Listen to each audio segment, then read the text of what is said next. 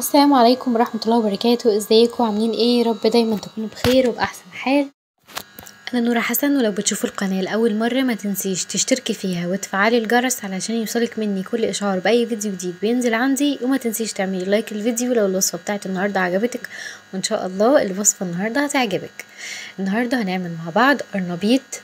مش قادرة اقولكوا بقى هو طعمه تحفة قد ايه بجد، حرفيا كريسب جدا من بره وطري من جوه كده وحلو، فان شاء الله تجربوه ويعجبكم بنفس الطريقه. اول حاجه احنا طبعا قطعناه كده وردات زي ما انتم شايفين، هو طبعا بيبقى سهل جدا التقطيع دوت بالشكل ده كده تمام. وطبعا غسلته كويس جدا جدا جدا كتير، وبعد كده طبعا انا حاطه ميه على النار وهنحط فيها ملح وهنحط فيها كمون، يعني حوالي معلقه من الملح ونص معلقه صغيره من الكمون.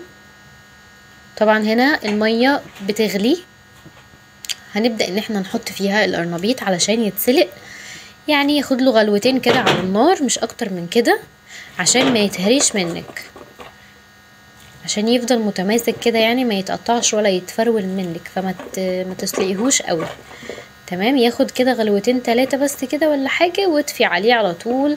طبعا بتختبريه برضو، يعني مش اللي هو انت بتطفي عليه على طول كده وخلاص، لا، يعني بتطلعي مثلا تشوفي بالشوكة الجزء اللي تحت من الوردة ده تمام. العود نفسه تحت كده بتشوفيه طري شوية ولا لسه ناشف زي ما هو،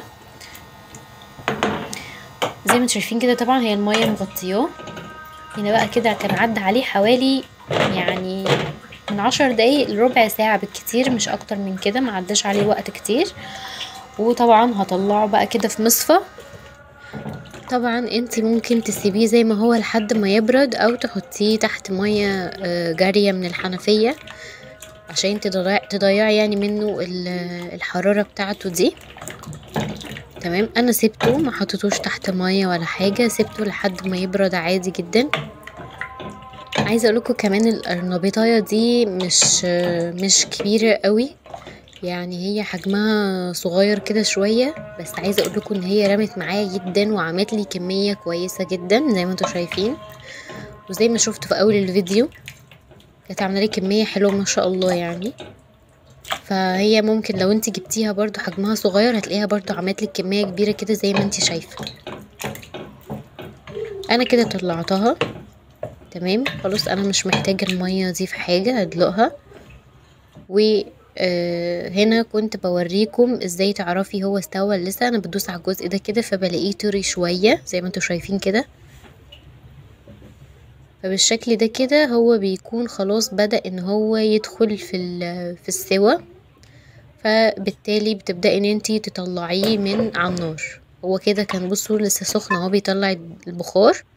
بدأت بقى ان انا اجهز الخلطة بتاعته. هنحتاج بيضتين، عليهم معلقة صغيرة من الملح، عليهم خضرة، اي خضرة عندك خضرة المحشي شبت وبقدونس كزبرة حطي. انا كان عندي بقدونس وشبت بس فحطيتهم، قطعت شوية كده قد طبق صغير وحطيتهم، وحطيت نص معلقة من الفلفل الاسود، نص معلقة من الكمون، معلقة من التوم المفروم، يعني حوالي فصين 3 كده توم، حتى لو مش عندك توم مفروم جاهز كام فص توم كده صغيرين قطعيهم او دقيهم في الهون وحطيهم في الخلطة بتاعتنا.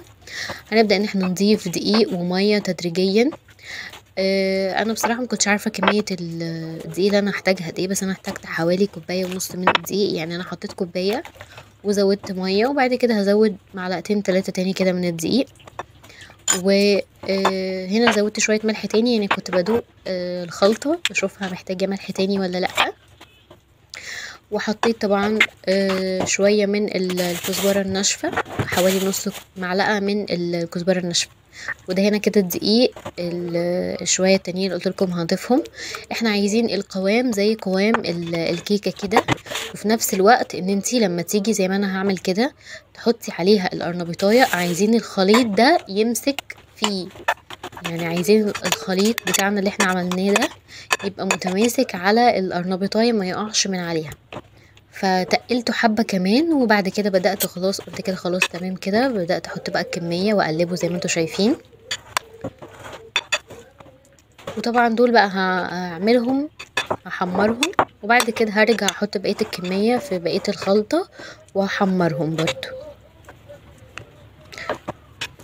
بصوا بقى الخلطة ماسكة عليه ما كده ما بتقعش، وده المطلوب علشان لما نيجي نحطه في الزيت تبقى الخلطة دي متماسكة عليه، لان هو دوت اللي هيدينا الطعم الحلو للقرنبيط بتاعنا. معانا هنا بقى كده طاسة فيها زيت، يكون الزيت سخن بيغلي. تبدأي تحطي كده بالمعلقة، ما تحطيش بالشوكة، يعني بحيث ان انت تبقي حاطة شايلة القرنبيطة بالخليط بتاعها اللي احنا عملناه مع بعض. تمام، مفيش ثانيتين كده وببعدهم عن بعض عشان ما يلزقوش في بعض. حتى لو لزقوا في بعض عادي برضو بكل سهولة بتطلعيهم من بعض لما بيتماسكوا بكل سهولة يعني. تمام، زي ما انتوا شايفين بقى كده انا بشيل واحدة واحدة بالمعلقة واروح احطها زي ما هي كده في الزيت، ما بحاولش ان انا اصفيها عشان الخلطة تبقى متماسكة عليه، وهو ده اللي هيديله طبعا الطعم الحلو. تمام، انا سبت دول كده يتحمروا زي ما انتوا شايفين. متحطيش كمية كبيرة في الطاسة علشان درجة حرارة السخونية بتاعة الزيت ما تقلش، فما تعبيش الطاسة قوي يعني. وهنا كده خلاص كانوا وصلوا للون الذهبي. ما تحاوليش ان انت تحرقيهم او تسيبيهم تقولي لسه ما استووش، لا هو اصلا احنا كده كده سلقينه، فهو اساسا واخد 3/4 سوا يعني، يا دوبك احنا عايزينه ياخد لون ذهبي بس، فما تسيبيهوش كتير على النار. طبعا الزيادات اللي بتقع في الزيت دي انا بشيلها عشان الزيت ما يتحرقش وانا شغاله. هنا بصوا كنت بوريكم، بصوا اتقطعت بكل سهوله لوحدها اساسا يعني، هو بصراحه كان مستوي حلو جدا.